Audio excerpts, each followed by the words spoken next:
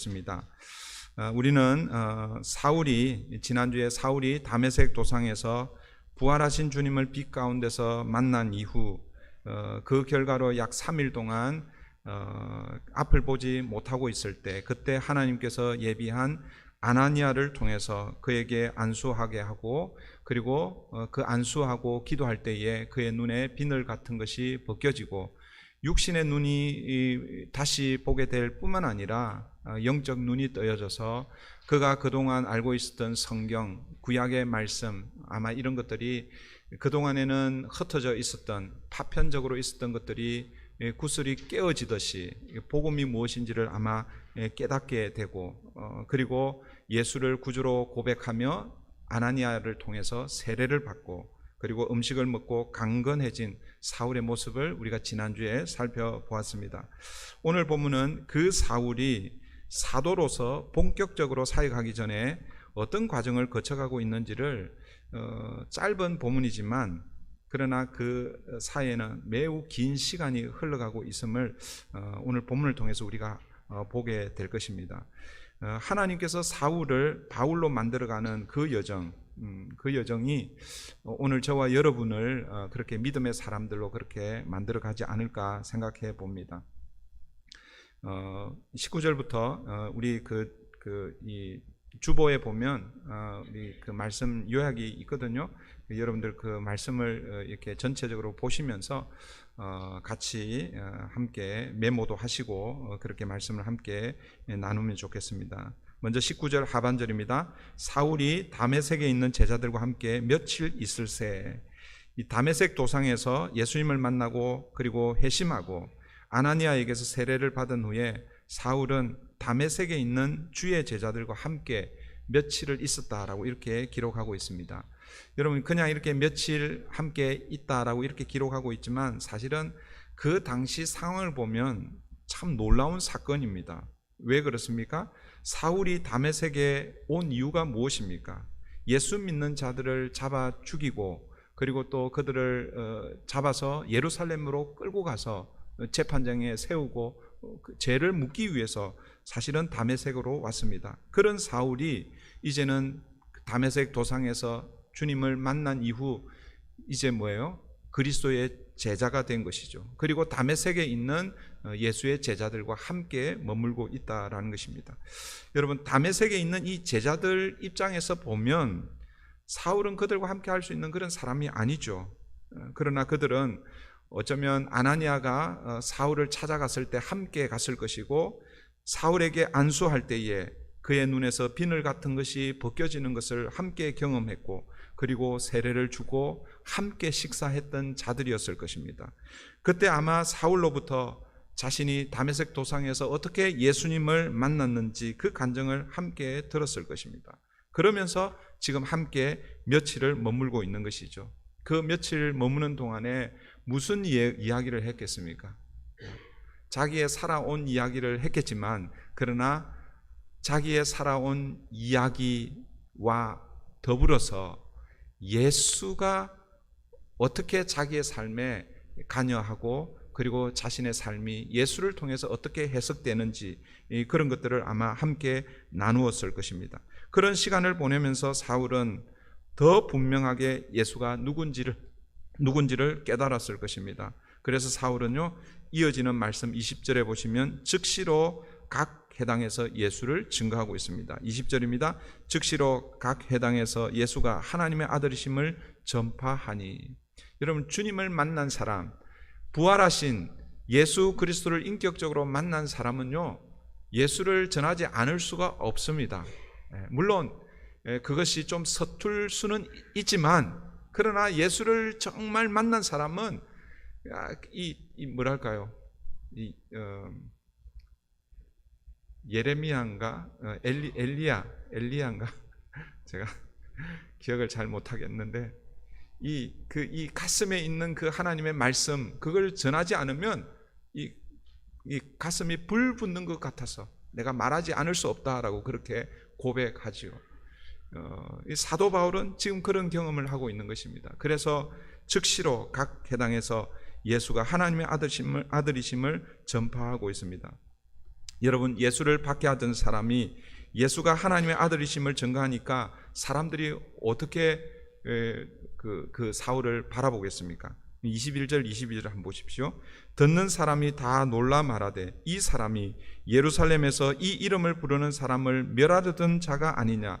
여기 온 것도 그들을 결박하여 대제사장들에게 끌어가고자 함이 아니냐 하더라.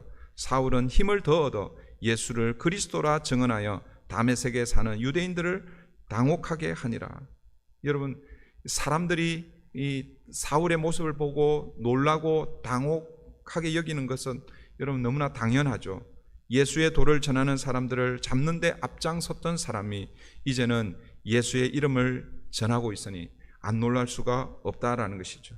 네, 여기까지 오늘 19절 하반절부터 그리고 22절 여기까지가 사울이 회심한 후 얼마 동안, 그게 그 기간이 어느 정도인지는 모르지만 오늘 본문에 의하면 며칠 동안이라고 이렇게 소개하고 있습니다.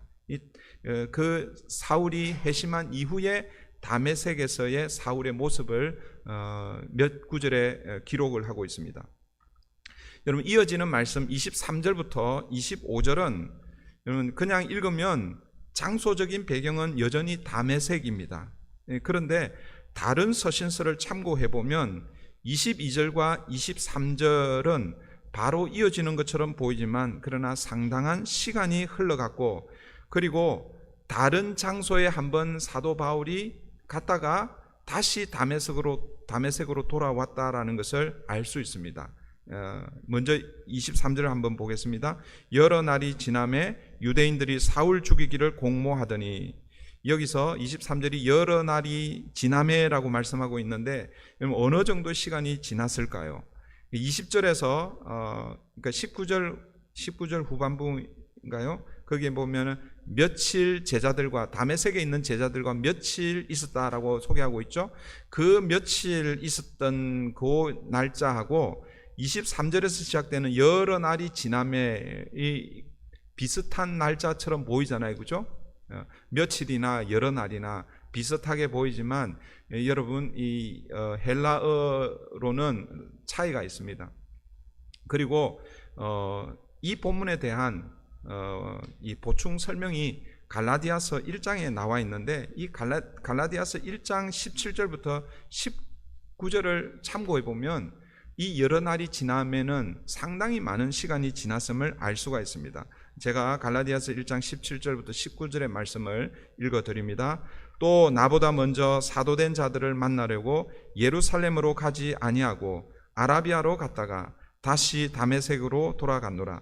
그 후 3년 만에 내가 게바를 방문하려고 예루살렘에 올라가서 그와 함께 15일을 머무는 동안 주의 형제 야고보 외에 다른 사도들을 보지 못하였노라. 이 갈라디아서 1장 17절부터 그 17절 이하의 내용은 바로 이 사도행전 9장의 이 내용을 요약적으로 그렇게 좀 더 보충적으로 설명하고 있는 내용입니다. 그러니까 지금 사울이 예루살렘에서 다메섹으로 왔어요, 그죠? 그 다메섹으로 오는 그 도상에서 주님을 만났습니다. 부활하신 주님을 빛 가운데서 만났습니다. 그리고 그 빛으로 인해서 3일 동안 눈이 멀었죠. 그런데 아나니아의 기도, 안수 기도로 눈이 뜨여졌어요. 그리고 며칠 동안 지금 이 다메섹에 있는 제자들, 다메섹 교회, 다메섹 공동체 사람들과 시간을 보내고 있습니다. 그런데 그 다메섹에서 이 사울이 바로 예루살렘으로 오지 않고 어디로 갔다라고 그렇게 기록하고 있습니까? 아라비아로 갔다라고 이렇게 말씀하고 있죠. 갈라디아서 1장 17절에서 그렇게 말씀하고 있습니다. 여러분, 이 아라비아가 어디인지, 그리고 사울은 아라비아에 왜 갔는지, 그것에 대한 정확한 내용을 소개하고 있지 않습니다. 그래서 이 사울이 아라비아로 간 이것에 대한 몇 가지 해석이 있습니다. 그러니까 전통적으로는 이 아라비아 그 장소가 어디인지 그리고 왜 갔는지에 대한 설명으로 보통 전통적으로는 이 아라비아를 시나이 반도, 그러니까 시내 반도에 위치한 아라비아 광야로 이해했습니다. 그리고 그 광야에서 이 사울이 그 광야에서 약 한 3년 정도의 시간을 보냈는데 실제로는 3년이 좀 안 되는 시간입니다. 근데 어쨌든 그 아라비아 광야에서 하나님과 홀로 시간을 보내며 기도와 묵상의 시간을 보냈다라고 그렇게 전통적으로는 그렇게 주장을 합니다. 그런데 요즘 들어와서는 이 아라비아에 대한 해석이 조금 다릅니다. 이 아라비아를 시내 반도에 있는 그 광야로 보지 않고 다메섹에서 동남쪽으로 이어지는 그 한 지역으로 그렇게 이해합니다. 이 지역은 그 당시 나바티엔 왕국이 다스렸던 한 지역으로 그렇게 이해를 하고, 또 사울이 그 지역에 간 이유는 물론 하나님과 홀로 시간을 보내기 위해서이기도 하지만, 그러나 더 중요한 목적은 아까 우리 앞절에서 20절에 보면 즉시로 각 해당에서 예수를 증거했잖아요, 그죠? 사울은 이때만 하더라도요 가슴이 불 붙는 것 같아서 이 아라비아 그 한 지역에 가서 전도하기 위해서 갔다라고 그렇게 주장합니다. 그렇게 주장하는 이유는 오늘 본문에 대한 또 부가적인 설명이 고린도후서 11장 32절부터 33절에 언급이 되어 있는데, 이 본문도 제가 읽어드립니다. 다메섹에서 아레다 왕의 고관이 나를 잡으려고 다메섹 성을 지켰으나 나는 광주리를 타고 들창문으로 성벽을 내려가 그 손에서 벗어났노라. 그러니까 이 고린도후서 이 11장의 이 내용은 바로 오늘 이 9장에서 다메섹에서 도피하는 그 장면을 좀 더 구체적으로 설명하고 있는 것이죠. 여기서 아레다 왕은 그 당시 나바티엔 왕국의 왕입니다. 그러니까 당시 다메섹은 그 나바티엔 왕국이 다스렸고, 그러니까 이 당시에는 이 제국에 의해서 어떨 때는 힘이 강하면 영토가 이렇게 왔다 갔다 그러잖아요, 그죠? 이게 그 힘의 논리에 따라서 힘이 좀 약해질 때는 이 나라의 경계선이 이렇게 좀 빼앗겼다가 또 힘이 강해지면 또 다시 빼앗기도 하고, 이때는 이 다메섹이 나바티엔 왕국이 다스렸다라고 그렇게 주장을 합니다. 그래서 사울이 나바티엔에 속해 있는 아라비아 지역에 복음을 전하러 갔는데 거기서 핍박이 있었다는 것이죠.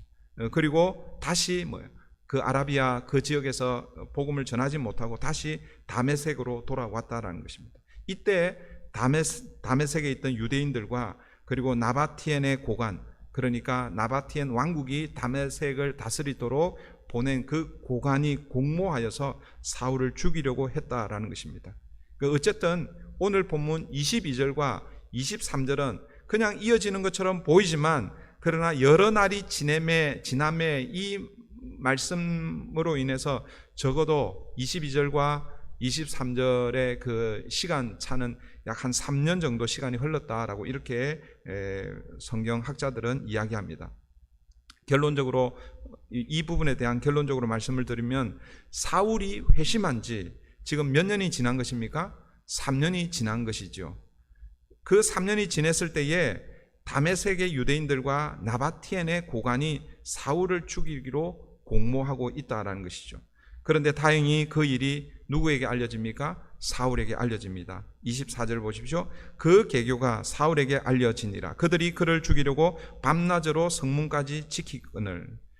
그렇게 철저하게 지키고 있었는데, 그런데 사울이 그 다메섹 그 성에서 도망을 나올 수 있습니다. 제자들에 의해서, 사울의 제자들에 의해서 강주리를 타고 그렇게 도망을 가게 되죠. 25절 보십시오. 그의 제자들이 밤에 사울을 강주리에 담아 성벽에서 달아내리니라. 여기까지가 3년, 거의 한 3년이 지난 이후 다메섹에서의 사울의 모습을 그리고 있습니다. 그리고 사울이 어디로 피신하여 가고 있습니까? 이제 드디어 예루살렘으로 가는 것이죠. 그러니까 우리가 9장 앞부분에서부터 사울이 다메섹으로 갔을 때에 오늘 본문에, 그러니까 예루살렘에서 다메섹으로 갔잖아요, 그죠? 그 다음에 오늘 본문 26절에 보면 이제 그 사울이 예루살렘으로 돌아옵니다. 그러니까 여기에 시간 갭은 적어도 한 3년 정도 시간이 흘렀다라고 그렇게 여러분 보시면 됩니다.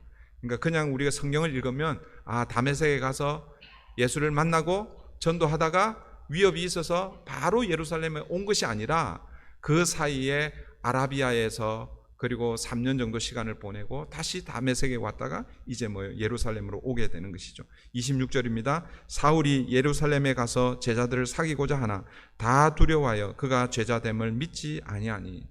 사울이 3년 만에 예루살렘으로 돌아옵니다.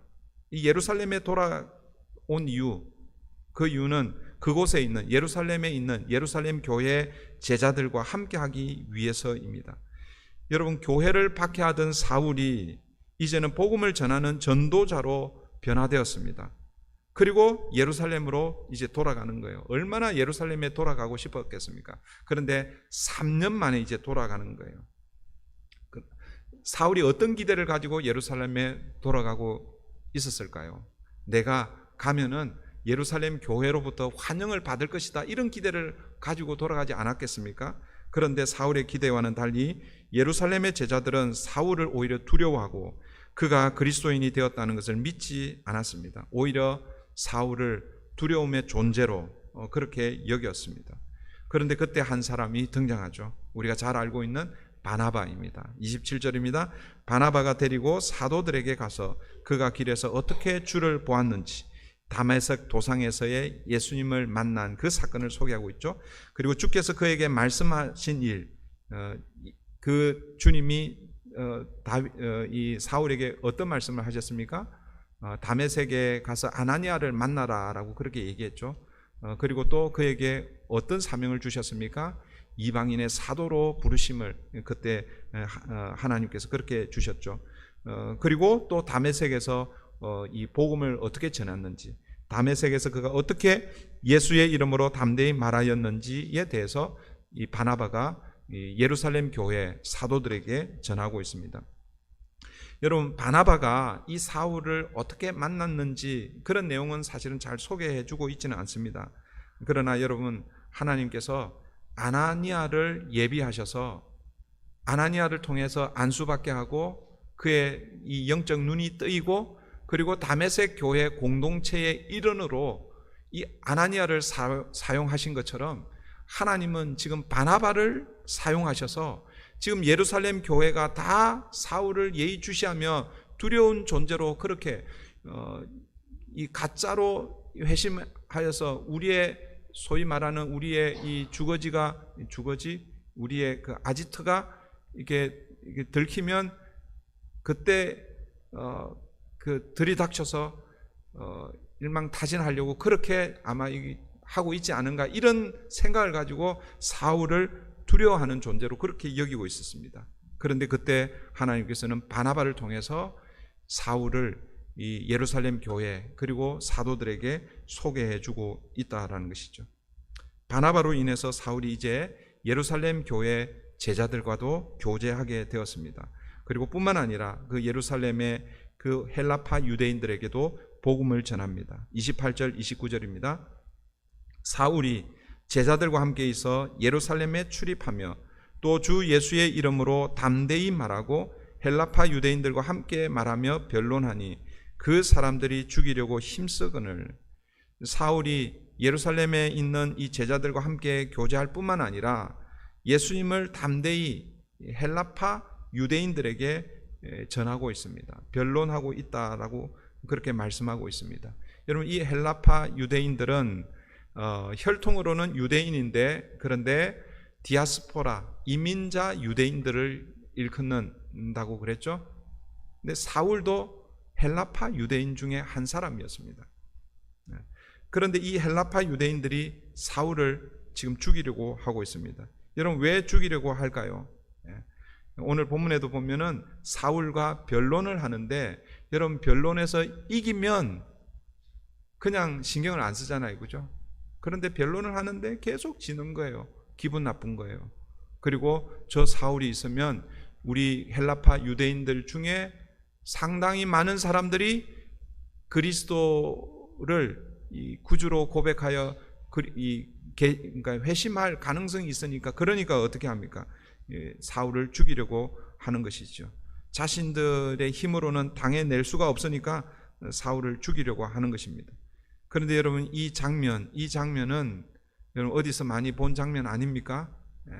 우리의 사도행전을 쭉 이렇게 살펴보고 있는데 사도행전 6장은 예루살렘 교회에 처음 문제가 등장할 때에 그 문제 해결을 위해서 성령과 지혜가 충만한 사람 7사람을 세웠죠. 그 중에 대표적인 사람 누구였습니까? 스데반입니다. 그 스데반이 그 6장 후반부에 가면 이 헬라파 유대인들에게 복음을 전하고 있습니다.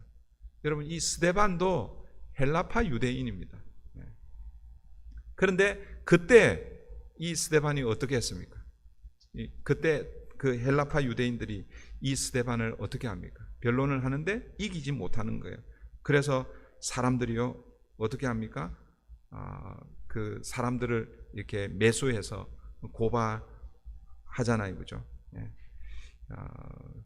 그때 여러분 6장을 여러분 다시 한번 보시면 네 지역에서 온 그 헬라파 유대인들이 있는데 그들 중에서 길리기아라는 지역에서 온 사람들이 있습니다. 여러분 이 길리기아는 사울의 고향입니다. 다소가 있는 지역입니다.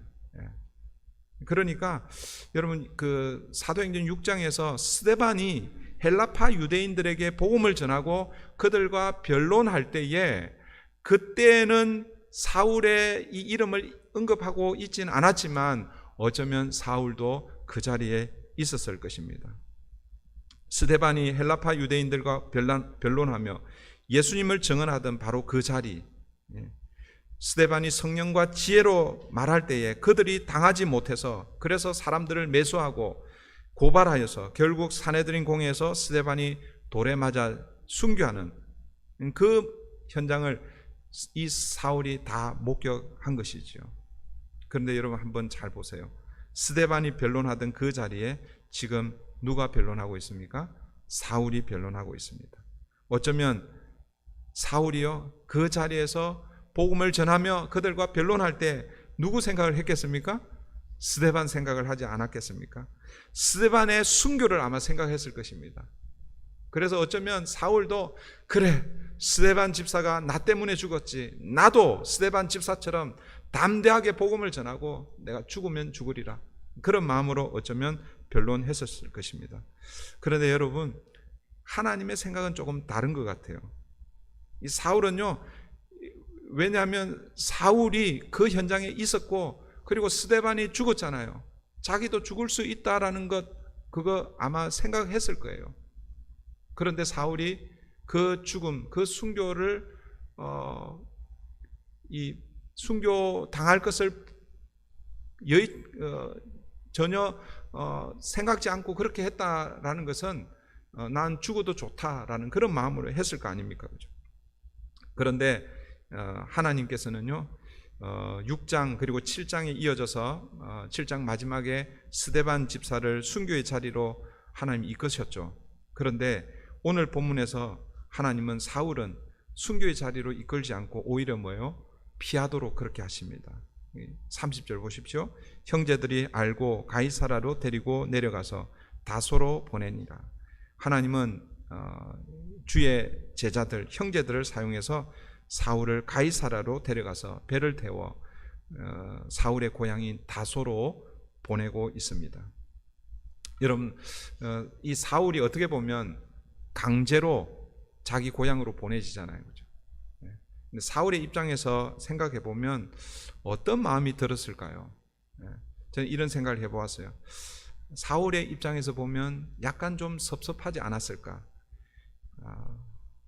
3년 전 다메섹 도상에서 부활하신 주님을 만나고 그 뜨거운 그 가슴을 가지고 복음에 대한 열정을 가지고 아라비아에서 복음을 전하다가 박해가 있어 다시 다메섹으로 왔다가 다메섹에서 유대인들과 그리고 또 이 아라비아 그 고관에 의해서 이 죽임을 당할 그런 상황 가운데 그것도 불사하고 그리고 다시 예루살렘에 와서 예루살렘에서 복음을 전하고 있는데 그런데 여러분 예루살렘에 온지 그 1차로 예루살렘 그러니까 이 사울이 회심하고 나서 예루살렘에 1차로 왔을 때 며칠을 머물렀냐 하면 약 한 15일 정도 머무른 거예요.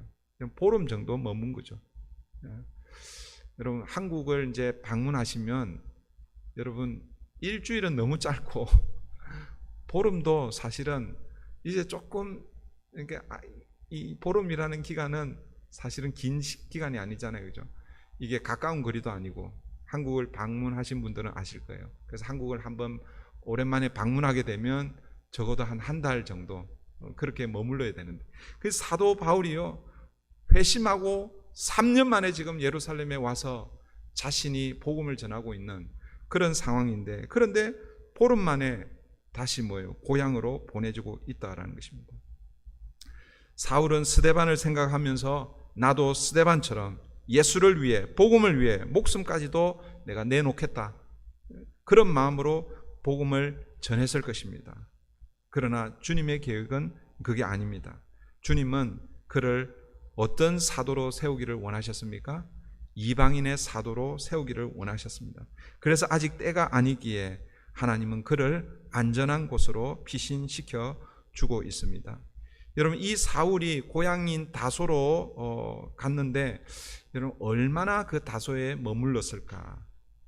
오늘 우리 사도행전 이제 우리 9장이 거의 끝이 나고 10장은 다른 이야기고, 그리고 11장에 가야 이제 다시 사울이 등장합니다. 그러니까 9장에서 지금 다소로 가서 10장을 건너뛰고 11장에 가면 사울이 등장하는데, 그런데 그 사울이 다소에서 안디옥으로 가게 됩니다. 이 안디옥으로 가게 되는데, 그 안디옥으로 가게 된 그 배경이 안디옥에 파송된 바나바가 그곳에서 안디옥 교회를 목회를 하는데, 그런데 계속해서 부흥하는 거예요. 소위 말해서 일손이 모자란 거예요. 그래서 사울이 다소에 있다는 이야기를 듣고 바나바가 직접 다소에 가서 사울을 데려옵니다. 그러니까 오늘 본문에서 다소로 갔습니다. 그리고 11장에 가면 안디옥으로 이렇게 오게 됩니다. 그런데 이게 우리 성경으로 보면은 얼마의 시간이 흘렀는지, 사울이 다소에 얼마나 있었는지 잘 알 수가 없어요. 그런데 갈라디아서 2장 1절을 보면요, 사울이 이 바나바와 안디옥 교회에서 목회를 한 1년 정도 하다가 다시 두 번째 예루살렘을 방문하게 됩니다. 그런데 그 두 번째 방문하는 그때 그 시점을 어떻게 설명하고 있냐면, 갈라디아서 2장 1절을 보시면 14년 후에 내가 다시 예루살렘으로 방문한다라고 이렇게 소개하고 있습니다. 그러니까 여러분, 오늘 본문과 그리고 갈라디아서 2장을 이렇게 연결해 보면 다소로 가고 나서 몇 년 만에 예루살렘을 방문하는 것입니까? 14년 만이죠. 14년 만이면 1년 동안은 어디에 있었어요? 안디옥 교회에 바나바와 함께 1년 동안 목회를 했단 말이에요. 그러니까 다소에는 몇 년을 있었던 것입니까? 13년을 있은 거죠. 한번 생각해 보십시오. 오늘 본문에서 이 열정, 복음에 대한 열정을 가지고 예루살렘에 와서 바나바의 도움으로 이제 예루살렘 교회의 한 공동체가 되었습니다. 형제가 되었습니다. 그래서 복음을 전합니다. 그런데 불과 15일 남짓 복음을 전하고 다소로 쫓겨가는 거예요. 도망가는 거예요. 그런데 거기에 몇 년을 있었다라는 것입니까? 13년을 있는 거예요. 13년. 여러분, 학자들은 이때에 다소로 갔을 때 그때 사울의 나이를 20대 후반에서 30대 초반, 얼추 한 30 정도로 봅니다. 그 얼마나 혈기왕성한, 그리고 사울이 얼마나 능력 있는, 이 율법에 정통하고 그 율법을 이제 복음으로 깨었으니까 얼마나 힘있게 설교하고 전도하고 얼마나 일할 수 있는 그런 에너지가 넘치는 그런 자였겠습니까? 그런 혈기왕성한 청년 사울을 하나님은 어디로 보내고 있습니까? 다소로 보내고 있는 거예요. 거기서 13년을 묵히고 있는 것입니다. 여러분, 13년은 결코 짧은 기간이 아닙니다. 누구보다도 더 열심히 일할 그 사울을 자기 고향 다소로 보내서 어쩌면은 잊혀진 시간으로, 침묵의 시간으로 그렇게 보내게 하신 것입니다. 여러분, 사울의 입장에서 보면 얼마나 답답했을까요? 이 13년 동안 사울에 대한 기록은 없습니다. 누구보다도 유능했던 이 사울은 13년 동안 그 다소에 있으면서 어쩌면 마치 무능한 자처럼, 실패한 자처럼 그렇게 잊혀진 인물이었을 것입니다. 그런데 여러분, 오늘 본문의 마지막 30절 마지막에 보시면 다소로 보내니라 라고 이렇게 그냥 되어 있잖아요, 그죠? 이 다소로 보냈을 때 그때 몇 년의 시간을 염두에 둔다는 거예요. 하나님은 13년이라는 거예요. 13년. 사울이 사도행전 11장에서 다시 등장하기 전까지 13년 동안 어떻게 보면 주 무대에서 사라지는 것입니다. 그런데 오늘 본문의 마지막 결론이 31절입니다. 31절. 31절을 우리 다 같이 한번 읽습니다. 시작. 그리하여 온 유대와 갈릴리와 사마리아 교회가 평안하여 든든히 서가고 주를 경외함과 성령의 위로로 진행하여 수가 더 많아지니라. 여러분, 31절 이 결론은 물론 이제 30절에 연결되는 말씀이긴 하지만 이 31절은 어떻게 보면 7장 스데반의 죽음과 그리고 8장 예루살렘 교회의 박해와 그리고 그래서 그 결과로 성도들이 흩어지고 사실은 교회가 더 약해져야 되는데, 그런데 오히려 뭐예요? 교회는 더 강건해져 가는, 더 든든히 서가는 그 교회의 모습을 그려주고 있습니다. 이게 예루살렘에 박해가 있었지만 그러나 교회는 더 든든히 서가는 그런 모습을 우리에게 보여주고 있는데, 그런데 여러분 30절과 연결해 보면 이게 말이 잘 안 되는 거예요. 여러분, 사울이 지금 이 예루살렘에서 15일 동안 복음을 전하다가 다소로 가는데 그냥 간 게 아니에요. 어떻게 갔어요? 사실은 끌려가는 거죠. 물론 뭐 반대하는 사람들에 의해서 끌려간 건 아니죠. 근데 하나님께서 강제로 사도 사울을 다소로 피신시키는 것이죠.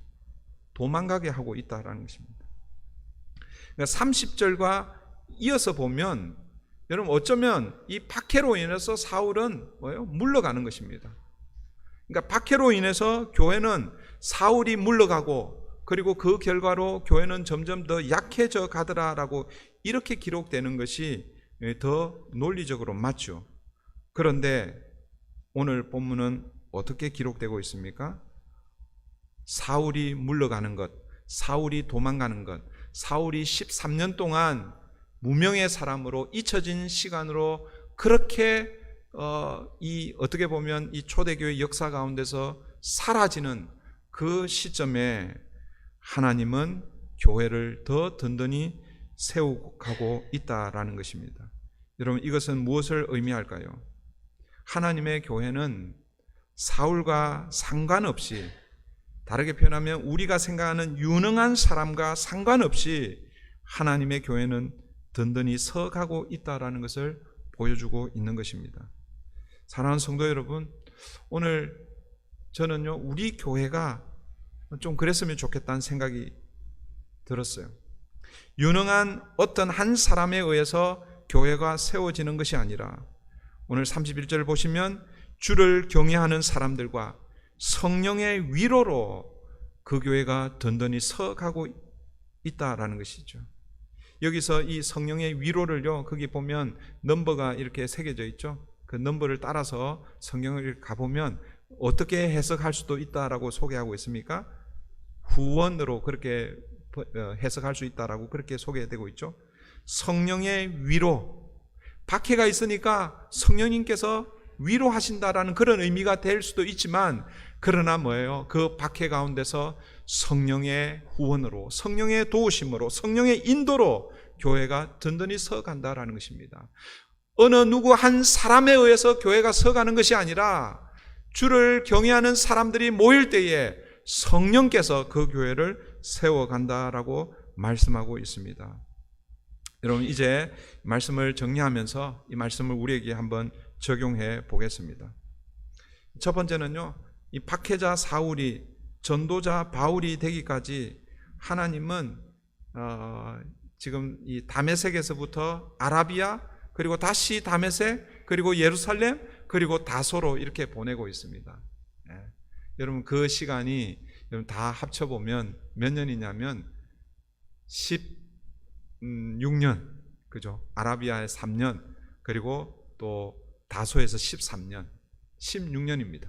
그 16년을 보내고 이제 사도행전 11장에 가면 그제서야 하나님이 바나바를 통해서 사울을 데려와서 본격적으로 이제 사도로 사역을 감당하게 한다라는 것입니다. 하나님께서 사울에게 16년 전에 오늘 우리가 지난주에 우리가 살펴보았던 그 말씀, 이는 이방인과 임금들과 이스라엘 자손들을 위해서 내가 세운 나의 택한 그릇이다라고 말씀하셨습니다. 16년 전에 말씀하셨어요. 근데 우리는 뭐예요?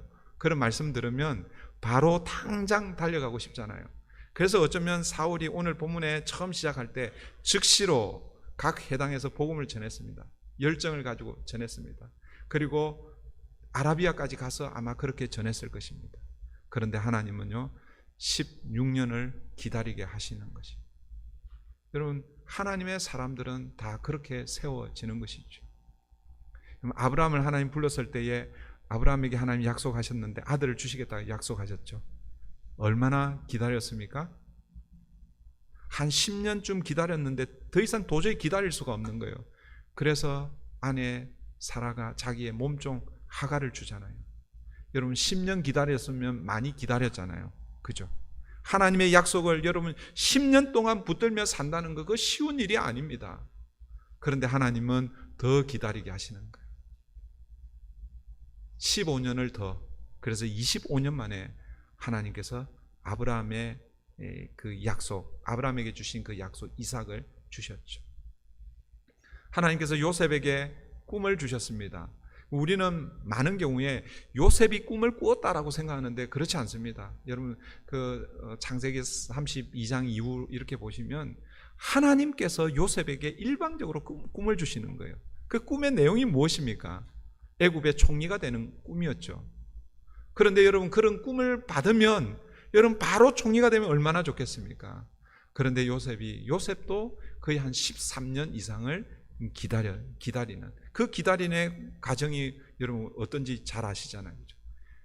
애굽의 종으로 팔려가고 그리고 열심히 일했지만 여주인의 이 모함으로 옥살이하게 되고 그런 숱한 시간을 보내면서 마지막에 애굽의 총리가 되는 것이죠.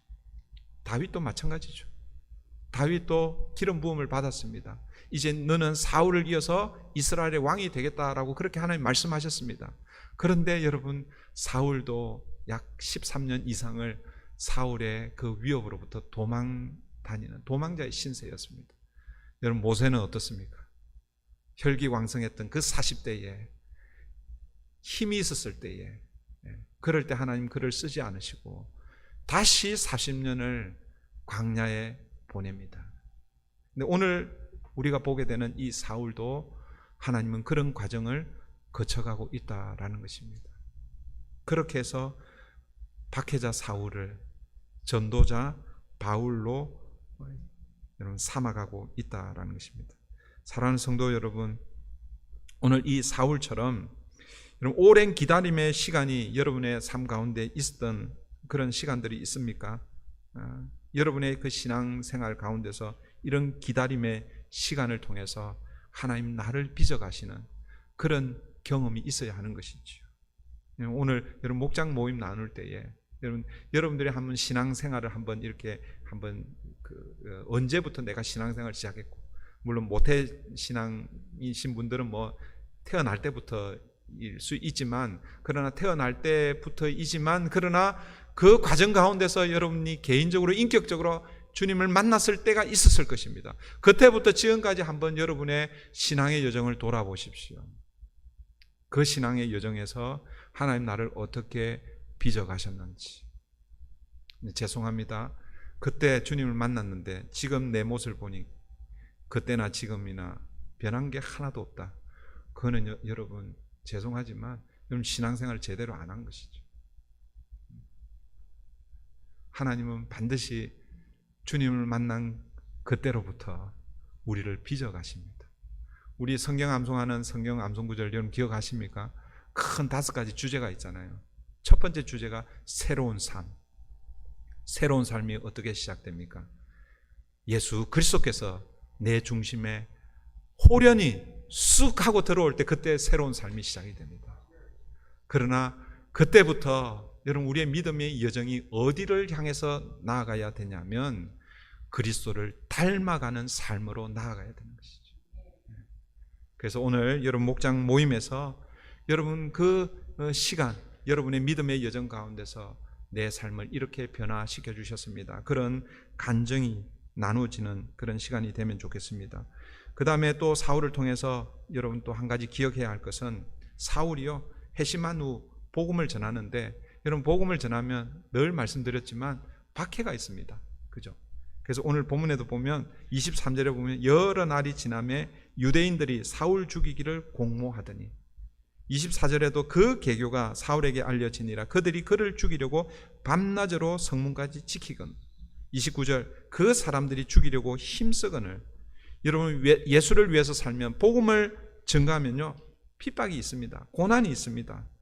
혹시 예수님 때문에 당한 고난 여러분이 잘못해서 당하는 고난 말고 예수님 때문에 당하는 그런 고난이 있습니까?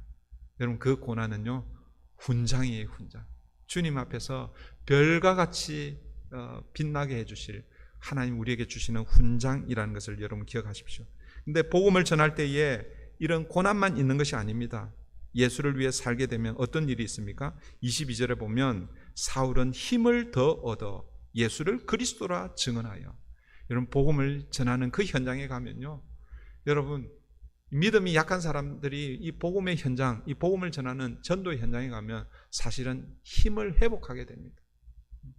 여러분 감리교를 창시했다고 하는 이 존 웨슬리에 대한 일화가 있는데 이 존 웨슬리는요 이 모라비안 교도들하고 매우 밀접한 그런 이 영향을 참 많이 받았습니다. 이 모라비안 교도들을 통해서 영향을 받았는데 그 중에 하나가 이것입니다. 당신이 믿음이 없으면 믿음이 다시 생기도록 전도하고 믿음이 있으면 그 믿음으로 전도하라. 그러니까 우리가 예수 믿고 나서 믿음이 약해지거나 믿음이 좋거나 상관없이 뭐예요?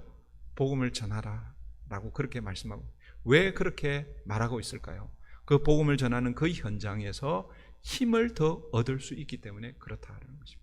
비록 복음을 전하는 그 현장에서 핍박이 오고 고난이 오지만 그러나 뭐예요? 믿음이 다시 살아난다라는 것입니다. 여러분 우리는 수요일마다 우리 캠퍼스 전도를 하고 있습니다. 네. 여러분 나 한 번도 그런데 생각해 보지 못했는데요. 그냥 한번 나와보세요. 시간이 되시는 분들, 현장 여러분 비즈니스 하시고 뭐 바쁘신 분들은 뭐 굳이 뭐 나오실 필요는 없습니다. 그러나 여러분들 시간이 있고 무료하고 어디 갈 데 없나 그러시는 분들 수요일 되면 교회로 오십시오. 10시에 오시면 전도 현장에서 하나님 주시는 여러분들이 예상치 못한 그런 힘을 주실 것입니다. 마지막으로 하나만 더 여러분 적용점을 한번 생각해 보면 사울이 초대교회 공동체 안에 들어올 수 있었던 것 이것은요 수많은 사람들의 도움이 있었습니다.